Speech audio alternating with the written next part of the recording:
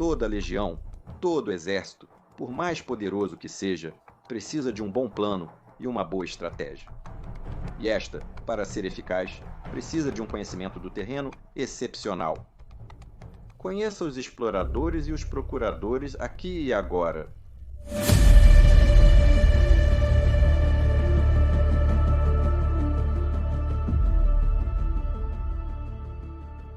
O reconhecimento do terreno é uma necessidade que todos os exércitos ao longo de toda a história precisaram. Desde enviar homens correndo como batedores há milhares de anos, até o uso de drones e satélites atualmente, o conhecimento é poder. Reconhecimento é tão simples quanto enviar soldados à frente do exército para verem como é o caminho por onde passarão as legiões. E, em geral, qualquer aspecto que o general precise saber. Certo, vamos conhecer primeiro os procuradores. Esses homens não eram uma unidade específica, ou seja, não havia uma unidade que tivesse a categoria de procuradores como tal, mas sim, esses homens eram escolhidos dentre o exército. No início eram equites, mas com o tempo passaram a ser normalmente tropas montadas, aliadas ou auxiliares montados. Se por algum motivo não havia cavalos, era preciso enviar tropas leves, como os Velites durante a República. Se você não viu o vídeo sobre os Velites, aqui em cima deixo o link para que você conheça tudo sobre eles. O número de procursadores era muito baixo, entre 1 e 5% do exército. A função dessas unidades era servir como uma espécie de tela protetora contra qualquer ameaça, assim como detectar movimentos inimigos nas proximidades do corpo principal do exército. Uma de suas tarefas era detectar informantes ou exploradores inimigos, para evitar que pudessem conhecer o número exato e a disposição da legião. Além de capturar inimigos que pudessem oferecer informações valiosas, ou, até mesmo, detectar a posição do exército inimigo, caso este estivesse nas proximidades. Outra de suas tarefas era informar ao general qual rota era a mais adequada para o exército. Ou seja, esses homens exploravam os dois caminhos de uma bifurcação e decidiam qual seria o mais apropriado para chegar ao objetivo, considerando fatores como a disponibilidade de alimentos e água, a disposição do terreno, assim como se uma área era ou não mais favorável do que outra para sofrer uma emboscada. Obviamente, a última palavra era do general, mas o razoável era deixar-se aconselhar por esses homens. Embora seja verdade que, ao deixar-se aconselhar por procuradores e exploradores, Varro caiu em uma armadilha.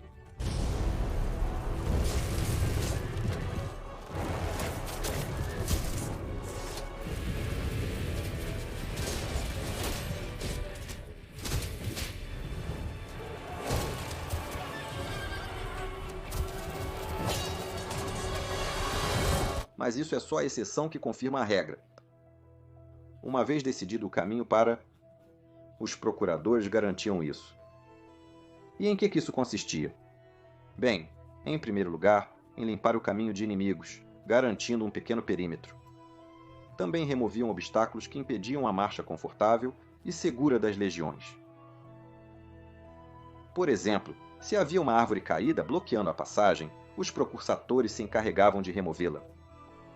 Esses homens podiam ser apoiados por infantaria leve para realizar essas tarefas, como lanceiros ou arqueiros. Como última função, esses homens ajudavam durante as tarefas de forrageamento, obtendo do terreno provisões para a legião, de mantimentos ou qualquer material que ela precisasse, e que estivesse disponível nas redondezas. As tarefas dos procuradores duravam um dia ou menos, inclusive, e eles se afastavam do exército entre 1 e 5 quilômetros, não mais. Pois, além disso, era, digamos, jurisdição de outro tipo de unidade. Mais conhecidos que os procuradores, os exploradores. Infelizmente, os procuradores são muito pouco conhecidos. Por isso, poderíamos tentar fazer com que a história os julgasse como deve ser. E como podemos conseguir isso? Muito fácil. Curta o vídeo, comente, compartilhe com seus amigos e, muito importante, junte-se à Guarda Hispana se inscrevendo no canal. Os exploradores trabalhavam a uma distância de mais de 30 quilômetros ao redor do exército. E suas tarefas podiam durar vários dias ou até semanas. Por isso, precisavam levar rações e ser capazes de sobreviver com o que conseguissem forragear. Assim como os precursores, esses homens não tinham uma unidade própria, pelo menos durante a maior parte da história de Roma. Pois, perto do final do Império, começaram a surgir unidades exclusivas de exploradores, cuja única função era atuar como exploradores. Eram compostas por tropas montadas, leves e tinham diversas funções, embora a principal, como o nome indica, fosse a de explorar. Eles deviam obter todas as informações possíveis sobre o que as legiões encontrariam no futuro. Eles deviam encontrar e registrar os povos com os quais se deparassem, assim como a quantidade de habitantes e suas defesas. Eles deviam investigar se ocorreu algum evento importante que afetou as regiões. Como, por exemplo, se estavam reunindo tropas, se algum líder estava preparando um ataque, ou se um povo estava insatisfeito com seus governantes. Eles podiam descobrir isso graças aos espiões que os romanos tinham espalhados, os quais conheceremos em outro vídeo. Colocarei o link no topo da tela quando estiver pronto. Qualquer coisa, por menor que fosse, podia fazer a diferença entre a vida e a morte dos legionários que vinham atrás e confiavam neles. Também localizavam as posições das tropas inimigas e precisavam estimar seus números e, se possível, sua qualidade. Ou seja, se eram guerreiros experientes, se eram apenas camponeses, se estavam bem armados, se tinham cavalos, qualquer coisa. Por fim, analisavam a topografia da região. Entre outras coisas, procuravam pontos onde as legiões pudessem acampar com segurança para passar a noite. Normalmente, uma clareira elevada em relação ao terreno ao redor, podendo ter um campo de visão considerável sobre o entorno. E muito importante, o ideal era que houvesse material de construção suficiente e água potável nas proximidades. Quando o local para o acampamento era designado, esses homens acendiam fogueiras. Não se sabe exatamente qual era o objetivo, mas podiam ser dois. Por um lado, para guiar o exército até o ponto onde iriam acampar. Por outro lado, para fornecer calor aos legionários quando chegassem à área. Em seguida, ajudavam os engenheiros com suas tarefas para projetar o acampamento. Até que, finalmente, chegava a vanguarda do exército, que iniciava os trabalhos de construção com base nas orientações dos engenheiros.